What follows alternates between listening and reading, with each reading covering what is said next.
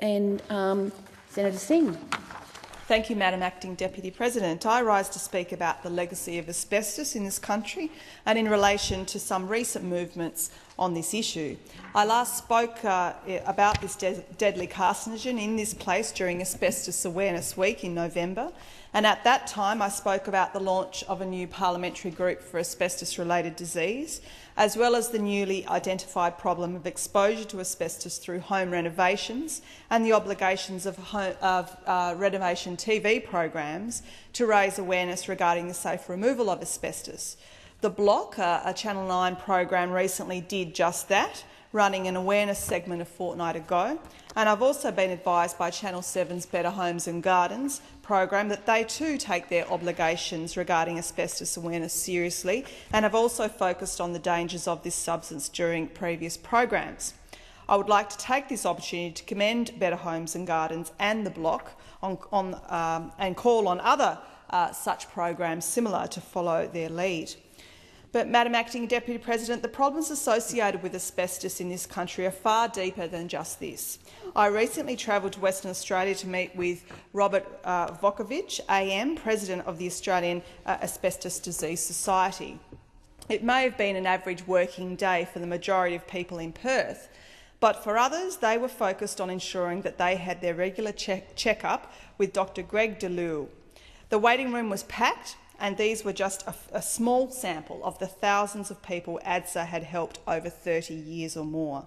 I had always known that the work of ADSA was enormous, but the true breadth of the support they provide to those living with asbestos-related disease hit me when I entered ADSA's Perth premises. There were so many people, so many files of deceased sufferers who had lost their lives way too soon.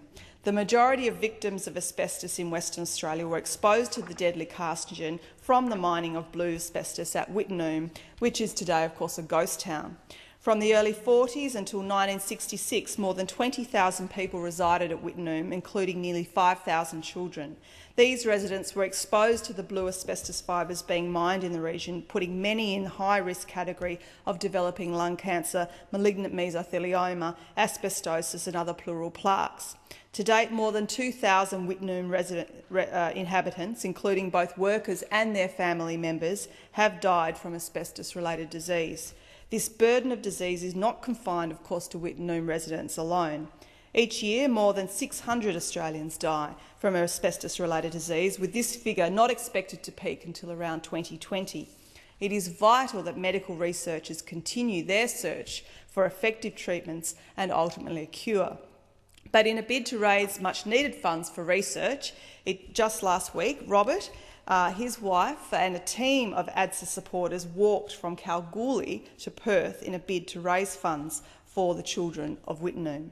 The walk was the brainchild of Darren Carnaby, and her motivation was highly personal, as both of Darren's parents and two of her brothers died from asbestos-related diseases which they contracted through their exposure at Wittenoom.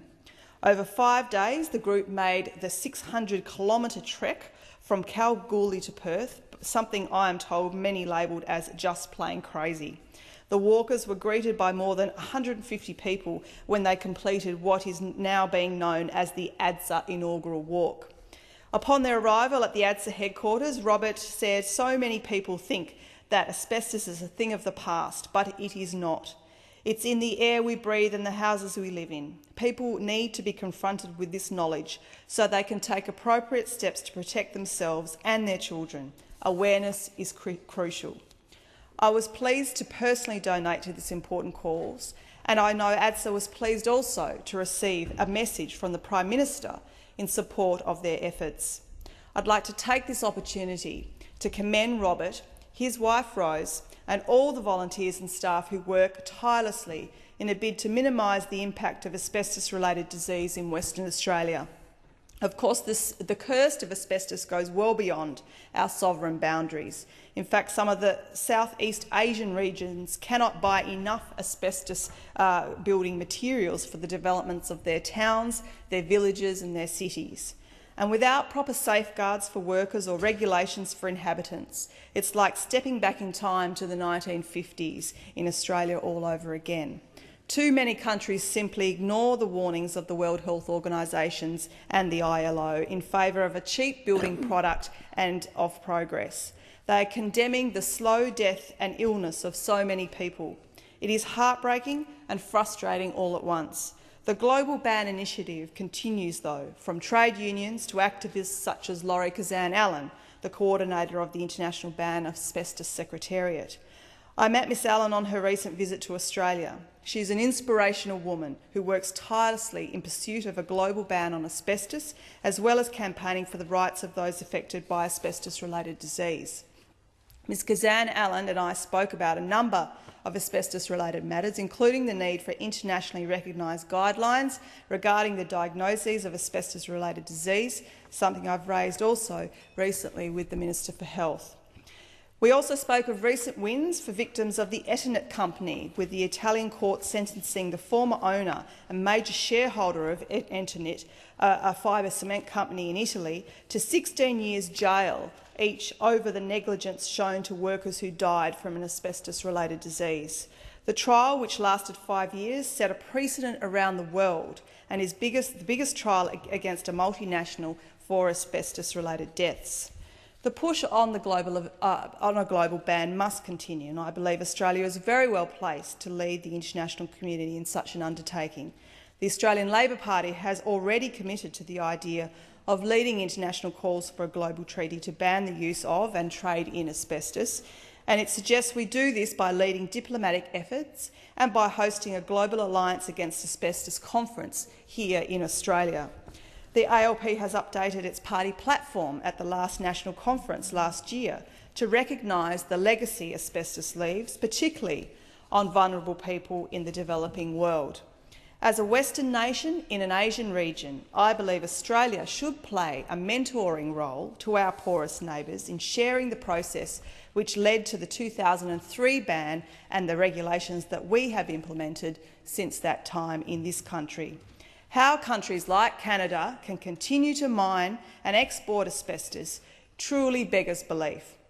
We must remember that the victims of asbestos-related disease are not just confined to the regions in which a cancerous substance was mined, as it was loaded onto the trucks, shipped off through the cities and ports of the country and poured, pressed and mixed into manufacture as well. Asbestos invaded the lives of thousands of Australians far from where it came. Australia has experienced, of course, 2 waves of asbestos-related disease. The first associated with the mining of the substance and manufacturing of asbestos products, and the second wave from the asbestos use in industry, mostly in the building and construction industry. But asbestos-related disease not only limited to the thousands of workers who were exposed before their carcinogenic nature of its substance was known. As I've spoken about previously in this place, we are now seeing a 3rd wave of asbestos-related disease linked to home renovations. The reality of this was highlighted recently with the death of Everest man Lincoln Hall. Mr Hall, who survived a night on Mount Everest in 2006, minus shelter and appropriate equipment, was exposed to asbestos as a child while helping his father build a cubby house with asbestos sheeting. Mr Hall's death is a stark reminder that asbestos does not discriminate. Last week, 7 directors of a company were found to have committed breaches over the company's asbestos compensation fund. That company, of course, was James Hardie. When the company was moved offshore in 2001, it issued a media release which said a compensation foundation was fully funded and will provide certainty for its victims. The reality, of course, was very different, as the fund was $1.5 billion short and soon faced bankruptcy. The High Court rejected the arguments of the directors who claimed they had not approved a statement issued to the stock exchange before the company moved offshore 11 years ago. This, I think, is an important reminder that company directors provide accurate information to their board, and those on that board must read that information and ensure the accuracy of the public statements that follow. When they fail to do this, they will be held to account. That is what the High Court has now put in place. I commend ASIC in this process for staying the course for 5 years and seeing this important case out. The decision by the High Court of Australia sets a strong precedent regarding company directors that are liable. And of course, through that process, the justice has finally been served to the many victims of the infamous James Hardie Company.